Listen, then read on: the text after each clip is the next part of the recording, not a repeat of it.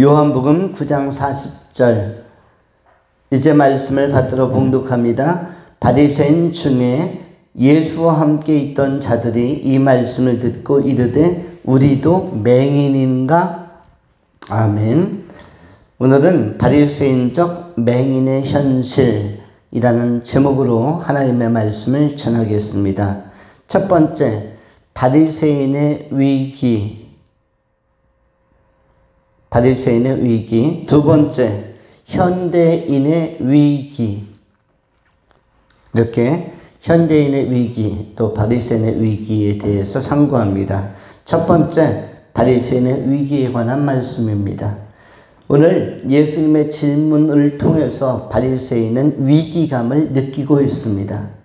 바리새인 중에 예수와 함께 있던 자들이 이 말씀을 듣고 이르되 우리도 맹인인가? 우리도 맹인인가? 요 문장을 풀어야 본문 해석이 가능합니다. 우리도 맹인인가? 이것이 무슨 뜻입니까? 시력이 나쁘다, 시력을 상실했다라는 뜻이겠습니까? 아니면 우리도 맹인의 상태인가? 아니면 맹인 취급을 받고 있는가? 맹인으로 간주되는가? 우리도 맹인인가? 이 문장을 해석할 수 있어야 본문 해석이 가능한 것이고 의미 파악과 의미 도출이 가능한 것입니다. 말씀은 짧습니다. 간결합니다. 바리새인 중에 예수와 함께 있던 자들이 이 말씀을 듣고 이르되 우리도 맹인인가? 우리도 맹인인가? 이것은 누구 한 자조적인 질의라고 할 수 있겠습니까? 누구 한 물음입니까? 바리새인 중에서 한 말입니다. 그렇다면 이것은 몇 가지 의미가 있겠죠. 뉘앙스로 볼 때는 의아하다 또는 약간의 조용감, 비웃음 내지는 비참함 내지는 위기감, 이런 것들이 복합심상으로 복합적으로 내포된 표현이 우리도 맹인인가? 라는 단어에 담겨져 있습니다. 간결한 문장이지만 거기에 함축되어 있는 내용은 많은 내용을 가지고 있는 것이죠. 바리새인은 분명히 위기감을 느끼고 있는 것입니다. 뭐에 의해서? 39절의 말씀에 의해서. 39절 예수께서 이르시되 내가 심판하러 이 세상에 왔으니 보지 못하는 자들은 보게 하고 보는 자들은 맹인이 되게 하려 함이라 라고 예수님께서 도전적으로 공격적으로 메시지를 하시니까 이때 충격받은 바리새인들 중에서 우리도 맹인인가 하고 질문을 던지는 것인데, 이것은 누구에게 들으라고 하는 질문이라기보다는 스스로에게 또는 같은 바리새인에게 제시하는 그러한 질문이라고 할 수가 있습니다. 여러분의 개인적인 해석으로는 무슨 뜻입니까? 여러분이 읽은 바로서는 이 본문 읽기는 어떤 의미로 새겨지고 있습니까? 바리새인은 분명히 바리새인들 중에 이 말씀을 깨닫고 위기감을 느끼는 사람들이 나타나고 있다는 것입니다. 위기감. 이 위기는 우리가 오전에도 39절을 해석하면서 크리시스, 이것은 심판적 위기, 심판의 결과로부터 야기되는 위기감, 이 크리시스라고 했는데 심판. 그런데 이 크리시스라는 단어는 크리노라는 동사에서 온 것입니다. 크리노라는 동사는 헬라어로 이것은 분리하다, 구별해 놓다입니다. 분리하다. 누구와? 예수 그리스도를 따르는 무리와 따르지 않는 무리들. 하나님을 선택한 사람들과 선택하지 않은 자들을 분리해 놓는 것이 심판입니다. 알곡과 가라지를 분리해 놓는 것, 이것이 크리노, 심판인데 그 분리될 것 같은 예감, 분리될 것 같은 낯설면서도 섬뜩한 예감이 바로 크리시스, 위기감으로 심판으로 나타나고 있는 것입니다. 그래서 크리노적인 이 위기, 분리될 것 같은, 하나님의 나라에서 탈락할 것 같은, 하나님의 나라에서 배제될 것 같은, 하나님의 나라에서 제외될 것 같은 위기감이 바리새인들 중에서 일어나고 있었다는 것을 알려주는 것입니다. 이 위기감을 느끼는 자들은 어떻게 보면 기회 앞에 선 것이고 새로운 선택적 결단 앞에 선 것입니다. 위기감조차 못 느끼는 존재들은 깨닫지를 못하고 있는 것입니다. 지금 예수가 누구인지, 예수의 39절의 말씀이 무슨 뜻인지, 내가 심판하러 이 세상에 왔다는 것이 무슨 뜻인지, 또는 보지 못하는 자들은 보게 할 것이고 보는 자들은 맹인이 되게 할 것이다. 나는 예수의 말씀에 대해서 아무런 반응을 보이지 않는 사람들은 무감각한 상태, 약간의 오만함 속에 있는 존재라고 할 수가 있습니다. 그런데 그 바리새인 가운데에도 일부 소수가 우리도 맹인인가 라고 반응을 보인다는 것은 위기감을 느끼고 있다는 것입니다. 우리를 지금 몰아붙이는 건가? 우리 보고 그러한 영적 소경된 상태로서 굉장히 애매하면서도 난처한 상황 내지는 무지몽매한 상태 속에 있다는 것을 지금 고발하고 지적하는 것인가? 우리 보고 들으라고 하는 말인가?에 대한 언급이라고 할 수가 있습니다. 성경의 모든 말씀은 우리를 들으라고 하는 것입니다. 그래, 네가 들어야 할 말씀이야. 나보고 들으라고 하는 거야, 저 말씀이? 맞습니다. 나보고, 너보고 들으라고 그 말씀이 주어지는 것입니다. 성경의 모든 말씀은 인간들이 듣도록. 그 인간은 우리가 언급한 바와 같이 또 분석한 바와 같이 죄인입니다. 심판을 하러 오신 예수에 의해서 심판을 받을 대상으로서 우리가 자리하고 있기 때문에 우리의 실존이 나보고 너더러 들으라고 하는 말이 맞습니다. 그래, 네가 심판받을 대상이고 네가 들어야 할 말씀이고 보지 못하는 자들은 보게 할 것이며 보는 자들은 맹인이 되게 하려 함이라. 보는 자들, 본다고 자랑하고 본다고 그 지식의 두터운 교만으로 포장된 채색된 그리고 고정관념에 사로잡힌 너희들, 바로 유대인들과 바리새인들 맹인이 되게 할 것이다. 영원히 볼 기회를 주지 않겠다. 영원히 자각하고 지각하고 깨달을 기회를 주지 않겠다. 예수님의 단호한 메시지라고 할 수가 있습니다. 이 메시지 자체에 의지가 담겨 있고 심판적인 결의와 결단이 담겨 있는 것입니다. 그래서 이 말씀을 듣는 자들은 위기감을 느끼는 것입니다. 많은 사람들이 성경을 읽지 않거나 또 교회에 나오지 않고 설교를 듣지 않으려고 하는 이유는 무엇입니까? 왜 들으려고 하지 않죠? 위기감을 느낄까 봐. 바리새인이 지금 혼돈과 위기감의 이 실제 앞에 선 것처럼 이러한 양상이 현대인들에게도 나타날까 봐. 그래서 귀를 막고 불어 듣지 않으려고 하는 것입니다.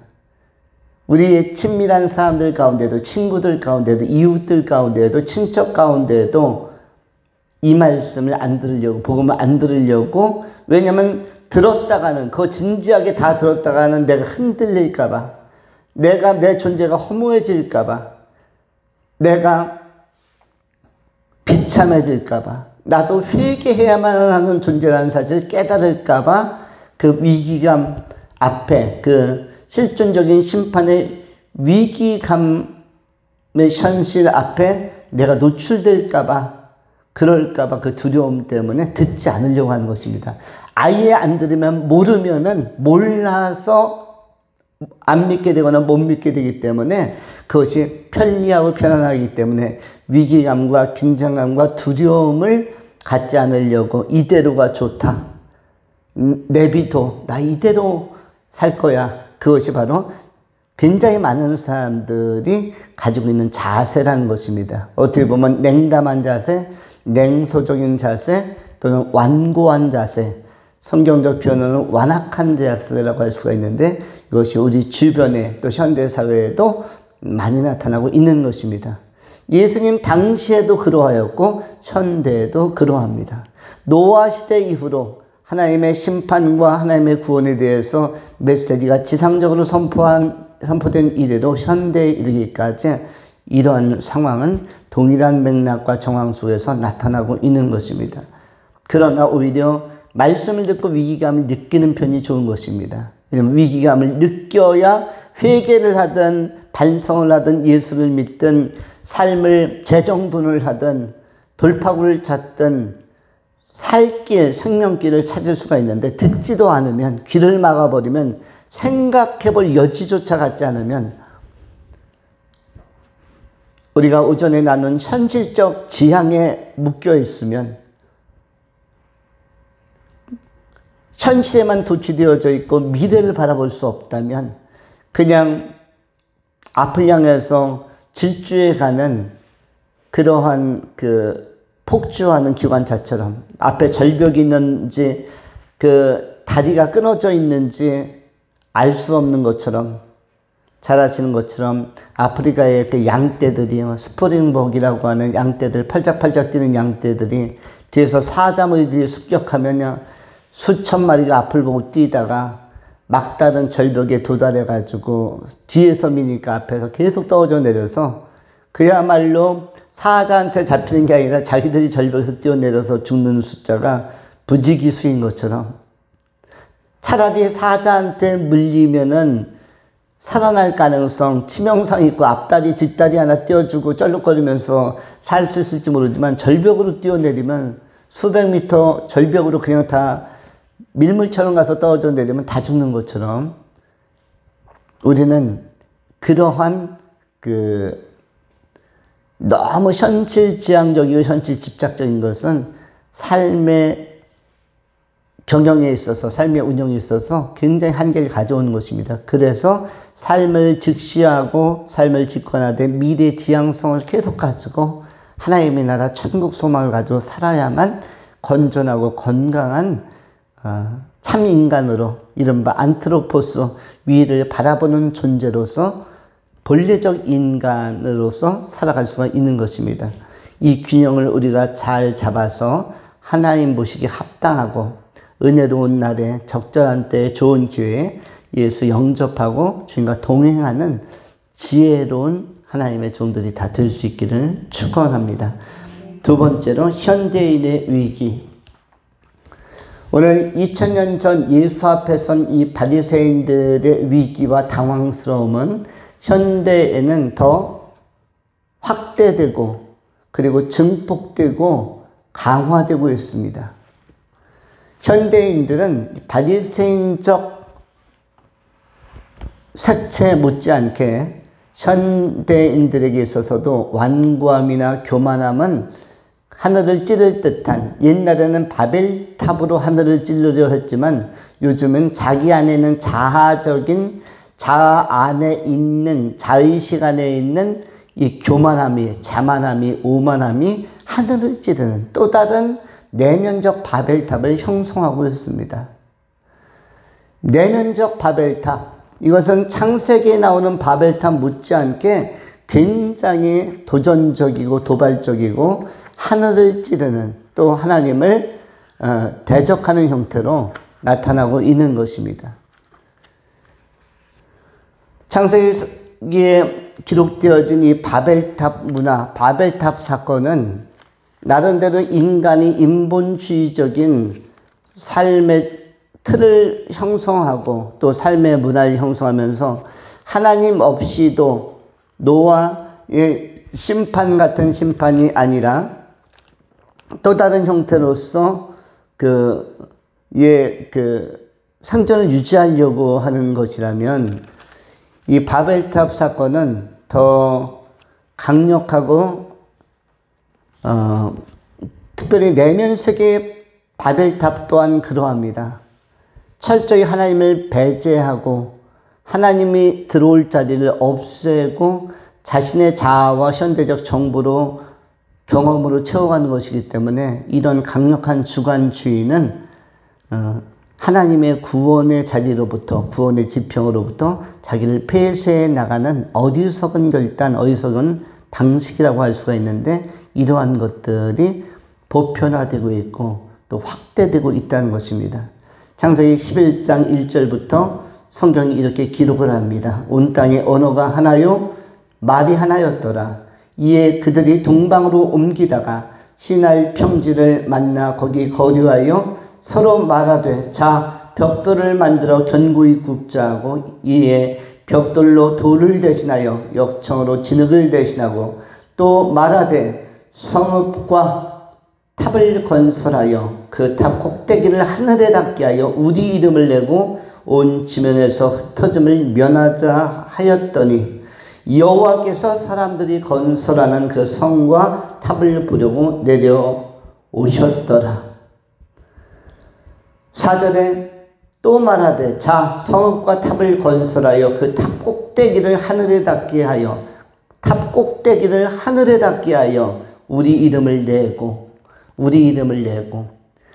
현대의 문명과 현대의 문화와 현대사회가 지향하고 있는 추구하고 있는 모습이 바로 이런 것입니다.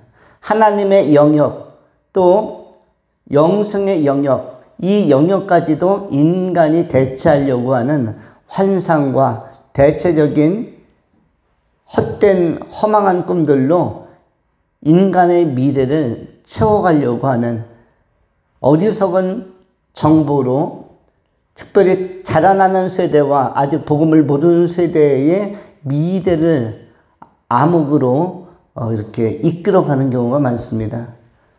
미래를 선명하게 하나님의 나라로 소개하지 않고 막연한 미래 내지는 신비한 미래, 그런 신비한 미래와 막연한 미래에 속아서 자신의 삶을 중간에 절단내는 것을 자살이라고 하는데, 자살하는 사람들은 죽음 이후에 하나님의 나라와 심판이라는 결론이 있다는 사실을 전혀 깨닫지 못합니다. 심판이 있고 불못이 있고 지옥이 있다면 자살할 수 없는 것이죠. 그러나 그 막연한 미래에 유토피아가 있고 환상이 있고 지금보다 더 좋은 세계가 있다는 이런 현란한 유혹 이런 것들 자체가 그들의 미래에 대한 설계도가 왜곡된 것이고 미래에 대한 청사진이 구겨진 것이고, 이런 것들은 잘못된 정보와 잘못된 감정들이 들어와서 그 미래를 어둠의 색깔로 칠하는 것입니다.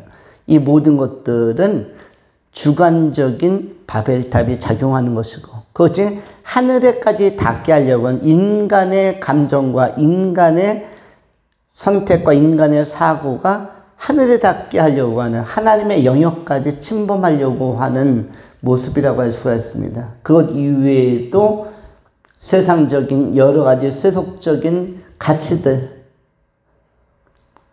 건강이 최고라든지 뭐 소유가 최고라든지 일단은 내 몫을 챙겨야 된다든지 이런 자기 소유 집착적이고 그런 소유 지향성, 또는 세상에서 이름을 내자, 오늘 본문에도 명성을 내자라는 표현이 나옵니다. 하늘에 닿게 하여 이름을 내고, 이름을 내려고 하는 모든 유형의 행동들, 우리가 사실 요즘 명품 하면은 껌뻑 죽는 시대이죠. 명품 하면은 모든 다양한 명품들이 장르별로 있죠. 구두면 구두, 핸드백이면 핸드백, 뭐 옷이면 옷, 다양한 명품이 있는데 명품과 인류가 통하는 그러한 사회 속에서 사실 이러한 이름이 어디까지 올라가 있죠? 하늘까지 닿는 세대를 살고 있습니다. 우리는 컴퓨터도 명품, 이제 핸드폰도 더 좋은 명품, 계속 명품으로 갑니다. 그래서 실용적이지만 유용한 것들은 시시해 보이는, 그걸 가지고 있는 내가 초라해 보이는, 내가 입고 있는 것들이 너무 명품으로 걸친 사람 옆에 있게 되었을 때 나는 상대적으로 박탈감과 소외감을 느낄 수도 있는, 이러한 것에 모모하지 않는 것, 속지 않는 것이 중요하고, 중요한 것은 그 명품으로 이름이 있는 것들로 이름값으로 그 채색된 사람들, 무장하고 완비된 사람들의 내면 세계가 하나님이 없어도 되는 쪽으로 가게 된다면 그것이 굉장히 위험한 모습이라는 것입니다. 내 인생은 되었다. 이런 사람들에게 어떠한 선택의 여지가 생략되냐면 내가 꼭 교회에 나가야 되나? 내가 꼭 예배를 가야 되나? 나는 모든 것이 좋고 럭셔리하고 나는 다른 문화 콘텐츠를 선택할 수 있고 다른 프로그램을 선택할 수 있고 주일날도 내 스케줄로 골프장부터 다 예약되어 있고 백화점도 가야 되고 친구들과의 모임도 가야 되고 영화도 좋은 거 개봉했는데 황금 시간대에 내가 가야 하고 이러할 때 운전기사가 자가용 가지고 차 와서 집 앞에서 좀 대기 중이고 이러할 때 우선순위가 전도되기도 하고 이러한 것들이 어떤 공간을 주지 않느냐면 하나님과 교제할 수 있는 공간을 너무 협소화시켜 놓고 그리고 하나님과의 영적 교제를 할 수 있는 그런 건강한 거리를 확보하지 못하게 하는 하나님이 보이지 않게 하는 쪽으로 작용할 수가 있는데 이것이 현대인들에게 찾아올 수 있는 위기라는 것입니다. 바리새인들에게 찾아온 것은 예수님의 말씀으로 말미암은 위기감이었지만 현대인들에게는 문화로 교만으로 내적인 바벨탑 또는 문명화된 바벨탑으로 얼마든지 하나님의 자리를 대체하려고 하는 시도들이 나타날 수 있다는 것입니다. 이런 것을 우리가 현혹되지 아니하고 범사에 감사하면서 예수 그리스도의 나라 하나님의 나라를 바라보면서 소망 가운데 기뻐하고 또 기도하면서 우리가 청지기적 고백과 또 삶의 자세를 가지고 하루하루를 감사하면서 살아간다면 그리고 하나님과 동행한다면 그것이 정말로 멋진 눈뜬 회복되어진 본문 39절에 나온 말씀 가운데에서 뒤늦게 눈을 감았다가 눈을 뜬 자들도 생기는데 바로 그러한 복을 경험하는 자로 우리가 세움을 받을 수 있는 것입니다. 보지 못하는 자들이 보게 하고의 부류, 보지 못하게 하는 자들이 보지 못하는 자들은 보게 하고 그 부류가 뭐죠? 볼 수 없었던 존재가 보게 하고는 예수의 은혜로 예수와의 인격적인 만남으로 보게 되는 결과 바로 본문의 실로암 여모부터 등장한 눈을 뜨게 된 맹인과 같은 부류 그것이 현대의 진정한 그리스도인의 유형이고 또한 동시 행복이라고 할 수가 있습니다. 우리는 어떠한 사람인가? 보지 못하는 자들에 속했던 사람입니다. 그런데 보지 못하는 자들이었으나 보게 하고 누가? 보게 한다는 것은 수동형이죠. 누구의 개입으로? 보게 하고 보고가 아니죠. 내가 보고가 아니라 보게 하고 예수가 보게 하고 예수가 나를 보게 하고 예수의 은혜로 예수의 사랑으로 예수의 말씀으로 보게 하고 거듭나게 하고 그래서 물과 성령을 거듭난 하나님 나라를 보게 하고 영적 현실을 보게 하고 영적 미래를 보게 하고 이 보게 하고의 은총 이것이 바로 예수로 말미암은 예수가 찾아오셔서 나를 깨닫게 하셔서 예수가 나에게 은혜 주셔서 나를 온전히 회복하는 그런 모습이라고 할 수가 있습니다.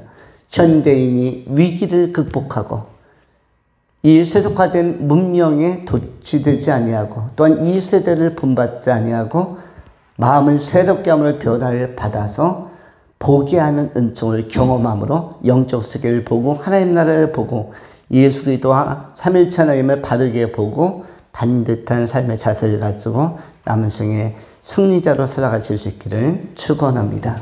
기도하겠습니다. 거룩하신 하나님, 존귀하신 주의 이름을 찬양합니다. 주께서 우리와 함께 하셔서 우리에게 참된 진리의 길을 보고 겸손하게 주님과 동행하는 아름다운 하나님의 종들이 다 되게 하여 주시옵소서. 천국 거룩한 하나님의 도성에서 하나님 앞에 영광스러운 부름을 받은 승리자들, 구원받은 영생에 참여하는 귀한 종들이 다 되게 하여 주시옵소서. 우리 구주 예수 그리스도 이름으로 축복하며 기도하옵나이다. 아멘.